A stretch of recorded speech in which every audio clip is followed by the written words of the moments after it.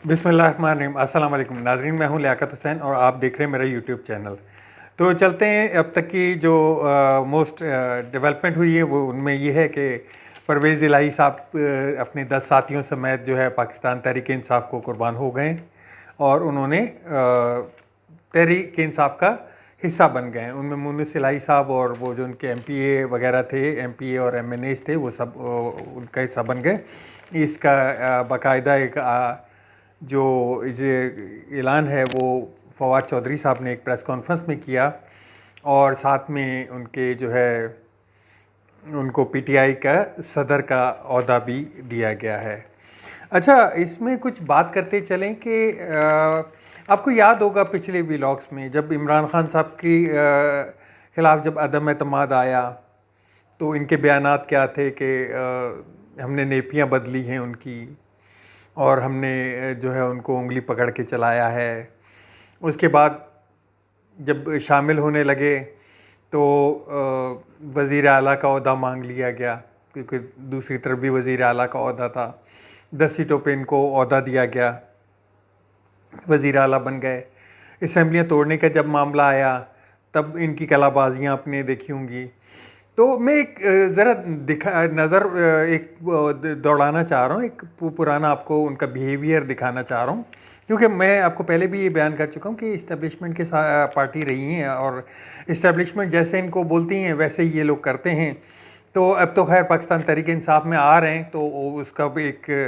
तजिया भी हो जाए साथ में। फिर जब इमरान खान साहब ने इनको साथ बिठाकर और असम्बली डिज़ोल्व का एक ऐलान किया था तो मैंने उस वक्त भी आपको यही बोला था कि इस बात से पीछे तो नहीं हट सकते ये, लेकिन ये है कि उनको दर्द बहुत है, तकलीफ़ बहुत है, उनके चेहरे पे भी है। और उसके बाद उन्होंने बोला कि बाजवा साहब के बारे में कैसे कैसे अल्फाज बोलते हैं और अगर आप बाजवा साहब के बारे में कुछ बोला तो इनको जो है मेरे लिए अच्छा नहीं होगा या इनके लिए अच्छा नहीं होगा। और मेरे को साथ बिठा के इमरान खान साहब ने बाजवा साहब के लिए ऐसे ऐसे अल्फाज कहे। उसके बाद जब असम्बली डिज़ोल्व करने का मामला आया तो 25 में भूल गए जब इनकी ज़बानें बाहर निकली हुई थी। तो ये बहुत अल्फाज हैं, देखें अल्फाज वापस नहीं जाते। हाँ, ये एक कह लें कि पाकिस्तान तहरीक इंसाफ का एक नया एडवेंचर है कि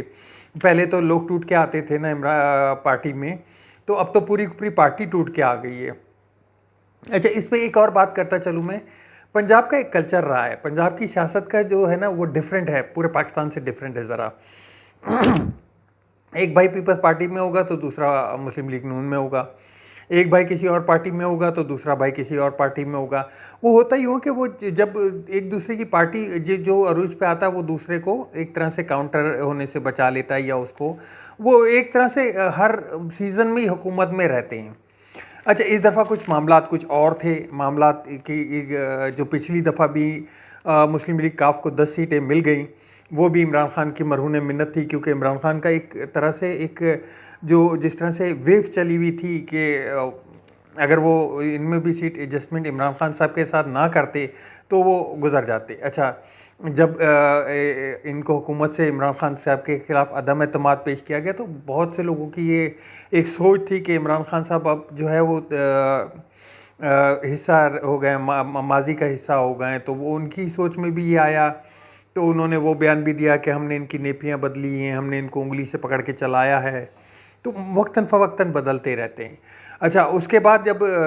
अब इन्होंने देखा कि जी जब एक तरह से इन्होंने वज़ीर आला का जो ओहदा है वो मुस्लिम लीग नून ने भी इनको ऑफ़र कर दिया, तो पाकिस्तान तहरीक इंसाफ ने भी ऑफ़र कर दिया, तो ये पाकिस्तान तहरीक इंसाफ की तरफ आ गए कि उधर से तो कुछ दाल घोटाला हो जाएगा, क्योंकि वो लोग बड़े ओहदे तो अपने घर पे ही रखते हैं ना, बाहर नहीं रखते। तो चलो इधर इनका काम तो बन गया, लेकिन चौधरी शुजात उधर पलटी मार गए। और उसके बाद जो है अब जो है वो पार्टी ही को एक तरह से चौधरी शुजात साहब के पास काफिली रह गई है और ये पूरी जो है एक तरह से टूट के जम हो गए हैं पाकिस्तान तहरीक इंसाफ में। अच्छा, उससे पहले इन्होंने एक और चीज़ भी कही थी कि हमें अगर काफिली के साथ ही चलना है तो हमें कम से कम 7 शहरों की जो है सीट एडजस्टमेंट चाहिए या उनके खिलाफ आपने बंदे नहीं खड़े करने, तो वो इमरान खान साहब के लिए मुश्किल वो था। मैंने उस वक्त भी आपको एक चीज़ बोली थी कि इमरान खान साहब इसको तो एग्री नहीं करेंगे, क्योंकि जाहिर सी बात है पाकिस्तान तहरीक इंसाफ के भी पूरे एक पाकिस्तान में बंदे खड़े होते हैं, बाकायदा वो लोग अपने इलाकों में काम करते हैं, और जब ऊपर से पैराशूटर आ जाए तो वो उनको बड़ी तकलीफ़ होती है और पार्टी में एक तरह से जलजला सा आ जाता है। तो अब तो पूरी पूरी जमात उठ के आ गई। तो अब ये उस फैसले से बनिस्बत ये फ़ैसला बेहतर था, क्योंकि 7 शहरों की सीट एडजस्टमेंट अगर इमरान खान साहब इनको देते और मतलब वहाँ से जो अपनी एक जो टीम थी पूरा वो वही बोरी बिस्तर हो जाते बनिस्बत इसके कि इनको ही अपने पार्टी में जम कर लिया और एक तरह से कवर अप कर लिया कि 10 सीटें जो हैं उन पे वही जो 10 बंदे शामिल हुए उनको खड़ा कर देंगे या उनका सर्वे करवा लेंगे, क्योंकि पार्टी का हिस्सा बन गए ना अब तो। अच्छा, दूसरी तरफ देखा जाए तो पाकिस्तान तहरीक इंसाफ के भी इसमें कुछ जो है वो है लालच है एक तरह से, क्योंकि जो काफ लीग है ना बनिस्बत इसके पीटीआई से पीपल्स पार्टी के लोग या पीएमएलएन के ख़ास तौर पे लोग वो मिलने से ज़रा कतराते हैं, थोड़ा सा वो होते हैं कि यार पता नहीं ये तो वन मैन शो है, एक इमरान खान ही चला रहा है, आगे इसका क्या नसीब बनता है क्या। और उन्होंने एक तरह से ये जो मुस्लिम लीग नून है वो तो जड़ों में बैठी हुई है ना, आप समझ लें कि ब्यूरोक्रेसी की, तो वो उनको खदशा धड़का सा लगा रहता है कि पता नहीं कब वापस आए और कब हमारे साथ फिर वो हशर हो जो पीटीआई के साथ हो रहा है। तो उसके ऊपर जो है उनका एक ये था कि ये जब आ गए अगर पार्टी में और इनको सदर का ओहदा दे दिया गया तो मुस्लिम लीग नून के जो कुछ हिस्से टूट के आने होंगे, या कुछ जो मजबूत कैंडिडेट हैं या जो जिनकी थोड़ी सी अनबन है या वो है, तो वो आराम से इनके साथ इजीली कन्वेंसेबल हैं परवेज़ इलाही साहब के साथ। तो ये अब दोनों के मफाद तो हैं, देखें ये कहाँ तक चलता है, क्योंकि मैं जो पिछले बयानात हैं वो तो जाहिर सी बात है कि पार्टी का जो एक अपना कारकुन होता है ना, नज़रियाती कारकुन, वो एक डिफरेंट चीज़ होती है। वो तो खान साहब को ओबे करता है कि खान साहब आपने जो बोल दिया वह ठीक है, अब आपका ही मानना है, मतलब उसकी नफ़ी नहीं करता, या उनके एक नज़रिया अलग होता है। क्योंकि लास्ट टाइम याद होगा आपको कि जब पाकिस्तान तहरीक इंसाफ 2018 में आई थी तो उस वक्त उनको बड़े बाहर से बंदे चुनने पड़े जिनको इलेक्टेबल का नाम बोला जाता था, और इमरान खान साहब को जब ये लुटे बने 25 इस असेंबली में भी और बंदे बिके भी सही, तो इमरान खान साहब ने यही वादा किया था कि भाई मैं अब ये अमल जो है ना वो दोहराने से इग्नोर करूँगा, लेकिन यहाँ पे एक बात है कि इन्होंने साथ तो दिया है, साथ तो एक कह लें कि चाहे बदतरीन दौर गुजरा 10 महीने का 11 महीने का, तो एक तरह से एक कह लें कि आप पंजाब की हुकूमत ना होने से होना बेहतर थी, भले उसमें काफली कई वज़ीर आला बैठा रहा, लेकिन कुछ ना कुछ पार्टी को या लोगों को कुछ ना कुछ दिलासा मिलता रहा, तो एक तरह से सहारा मिलता रहा, और उसमें इन्होंने वाकई साथ दिया है, इसमें नो डाउट। लेकिन इमरान खान साहब एक सीधे बिल्कुल सच्चे दिल के आदमी हैं, वो अपने दिल में कोई कीना वीना नहीं रखते इस तरह का। उन्होंने खुले हैंड से इनको ऑफ़र की कि आप मेरे साथ ही आ जाएं, और वो उनके दिल में मुझे नहीं लगता कि कोई कदूरत होगी या कोई ऐसी वो होगी। अब इनका देखते हैं कि ये कहाँ तक चलते हैं। तो बात तो वो ये कि पार्टी तो ये जो है वो डिज़ाइन दूसरे की है, क्योंकि वो एक तरह से स्ट्रक्चर बन जाता है इंसान के अंदर के, वो जिस पार्टी का माहौल होता है उसके अंदर वो उसी तरह रहता है। इनके लिए थोड़ा सा मुश्किल होगा पीटीआई को हज़म करना, और पीटीआई की कारकुनान को या जो सेकंड लेयर लीडरशिप होती है वो थोड़ा सा जो है इसको एक तरह से हज़म ना कर पाए, ये मेरा खदशा है। क्योंकि याद होगा जब अभी कुछ ही दिन पहले जो फवाद चौधरी साहब गिरफ़्तार हुए थे, तो इनकी ऑडियो भी लीक हुई थी जिसमें वो गाली भी दे रहे थे उनको और कह रहे थे कि ये मोटा 2 महीना पहले गिरफ़्तार हो जाता तो मुझे असम्बली ही ना तोड़नी पड़ती। हालांकि इमरान खान साहब को तो क्लियर एक मैसेज था कि जी असम्बलियाँ तहलील करनी है, उसमें कुछ टाइम लिया इन्होंने कि जी मैं कुछ काम करा लूँ, मैं थोड़ा सा और जो है बजट वगैरह अनाउंस कर दूँ ताकि मैं पंजाब के लिए मेरे लिए थोड़ा इलाका ईजी हो जाए। खैर आगे चलते हैं, मज़ीद देखेंगे इस चीज़ को भी इंशाल्लाह। तो नैब ने जो है एक इशू किया है, अपना वारंट कह लें उसको, या एक नोटिस इशू किया है जिसमें इमरान खान साहब की अहलिया को और शाह महमूद कुरैशी को और फवाद चौधरी को कल तलब कर लिया है। तो वही और किया क्या है उस पे है वो जो तोशाखाना से जो तोहफे उन्होंने ख़रीद के और बाहर बेचे और उसके लिए एक टीम भी तश्कील दे दी गई है जो दुबई में जाके इन्वेस्टिगेट करेगी। तो इतना टाइम है, इतना जो है वो चीज़ें हैं, क्योंकि पाकिस्तान की जो इकॉनमी इस वक्त गिरी हुई है या इकॉनमी इस वक्त बुरे हालों में, या इंडस्ट्री बंद हो रही है, लोग ख़त लिख रहे हैं बाकायदा कि जी हमारे पास एक खाम माल के पैसे नहीं है या खाम माल नहीं आ रहा हमारे पास बहुत इश्यूज़ हैं, नौकरियां धड़ाधड़ ख़त्म होती जा रही हैं।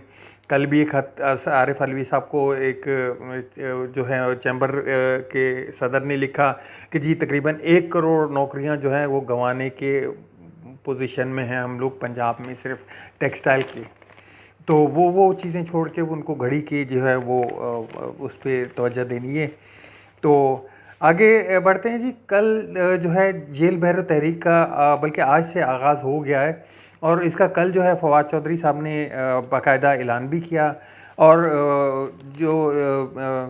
जेल भरो तहरीक है उसमें शाह महमूद कुरैशी साहब ने सबसे पहले अपने आप को पेश किया कि जी मैं जो अपना पेश होता हूँ, अपनी गिरफ़्तारी पेश करूँगा और साथ में 200 कारकुनान भी वो अपने गिरफ़्तार करवाएंगे और परसों के साथ ये बढ़ती रहेगी। फिर अब कल देखते हैं कि ये जो है गिरफ़्तारियाँ हो भी पाती हैं या नहीं। अगर नहीं होती तो फिर वो जो है वो उनका लाएअमल देखा जाएगा कि वो धरना कैसे देते हैं। लेकिन मैंने अपने पिछले वीलॉग में बोला था कि हवाओं के रुख जो है वो आहिस्ता आहिस्ता चेंज होते जा रहे हैं। वो मूड, अब वो स्विंग जो है ना वो दोबारा वो एक तरह से इलेक्शन की तरफ मूड जो है वो बनता जा रहा है, क्योंकि सदर साहब ने इलेक्शन का ऐलान कर दिया है। वहाँ से जो डेट दे दी थी 9 अप्रैल की, जिसके ऊपर इलेक्शन कमीशन ने भी अब ये अंदिया दे दिया कि जी हाँ ठीक है हम तैयार हैं इलेक्शन करवाने के लिए। और उसके साथ ही जो दोनों गवर्नर्स हैं, ये तस्दीक इसकी कंफर्मेशन नहीं है मेरे पास, लेकिन मुझे एक इतला मिली है कि दोनों जो गवर्नर हैं उन्होंने हाई कोर्ट में एप्लीकेशन भी डाल दी है कि सदर साहब के पास ये नहीं है। खैर उसको जो भी करेंगे, क्योंकि देखें सुप्रीम कोर्ट में भी अगर जाते हैं तो 57(2) के तहत जिसके तहत अगर सदर ने डेट दी है तो वो डेट अगर उसके ऊपर काफ़ी डिबेट होगी। काफ़ी वकील ये कह रहे हैं कि जी वो चाहे तो अदालत का दरवाज़ा खटखटा सकते हैं, लेकिन उन्होंने अपने तौर पे सही दी है क्योंकि आइन का मुहाफ़िज़ जो है वो सदर पाकिस्तान होता है। तो अब उन्होंने जो डेट दी है वो 90 डेज़ का आखिरी संडे है। अब इससे दूर और क्या जा सकते हैं, 90 डेज़ से बाहर तो नहीं जा सकते। क्या होगा, वो एक दिन आगे कर सकते हैं, संडे के बजाय मंडे कर देंगे, वो यही कर लेंगे, या संडे के बजाय सैटरडे कर लें, अपनी मनमानी उन्होंने। वैसे ये डेट तो अब कंफर्म है, अब लग भी यही रहा है कि जो है हालात यहीं पे जाएंगे। फाइनेंस बिल के हवाले से मैं आपको पहले भी जिस दिन ये डिबेट हो रही थी उसी दिन मैंने आपको बता दिया था कि ये 85 लोग जो हैं वो दरकार हैं इस बिल को पास करवाने के लिए, लेकिन 60 बंदों के साइन करवा के इन्होंने बिल जो है वो पेश कर दिया, वो एक तरह से इम्प्लीमेंट की तरफ भेज दिया है। तो वो उसके ऊपर काफ़ी जो है वो हो रहा था कि ये गलत हुआ है और इस तरह नहीं होना चाहिए था। कम से कम 85 तो पूरे कर लेते, क्योंकि जो इस वक्त पार्लियामान में मौजूद हैं वो तो पीडीएम की पार्टियां ही हैं ना, कम से कम वो तो पूरे हाजिर हो जाए। अब उनके दिल में ये है कि जाहिर सी बात है कि इस वक्त अवाम के जो है वो एक तरह से गला घोटा जा रहा है। तो अब हर बंदा तो एक नज़रिए का नहीं होता ना, कुछ अपने उससे भी देखते हैं कि यार इसमें मैं अपना हाथ क्यों डालूं, मैं अपने ऊपर इतना वो क्यों रखूं। कि आप अंदाज़ा करें कि 160 रुपये किलो अगर आटा मिले, 300 रुपये लीटर जो है पेट्रोल मिले, तो वो खाएगा क्या और लगाएगा क्या। और जो सैलरीज़ हैं या जो पर डे की इनकम है वो अगर मैक्सिमम भी कर लें शहरों की भी, तो 800-1000 रुपये भी बड़ी बात है। गांव वगैरह देहातों में जाएं तो वो तो उससे बहुत ही कम है, वो तो 100-200-300 से ऊपर भी नहीं है। गांव देहातों की बात कर रहा हूँ, शहरों में तो फिर चलें कुछ बेटर है, लेकिन शहरों के फिर और भी मामला बहुत बढ़ जाते हैं। अच्छा, जो पिछले व्लॉग में मैंने आपको बताया था कि 70 जो इस्तीफ़े हैं वो मज़ीद कालादम हो चुके हैं, तो अब जो तादाद हो गई है वो मिला के तकरीबन 115 जो इस्तीफ़े हैं उनको कालादम करार दे दिया गया और ये हो गए तकरीबन 115, और कुछ इजाफी जो वो सीटें मिलती हैं वो मिला के कुछ हो जाएंगे। लेकिन अब पाकिस्तान तहरीक इंसाफ जो है वो पार्लियामेंट में वापस जा रही है, और साथ में वहाँ जो पार्लिमानी लीडर होगा या अपोजिशन लीडर होगा वो होंगे शाह महमूद कुरैशी साहब।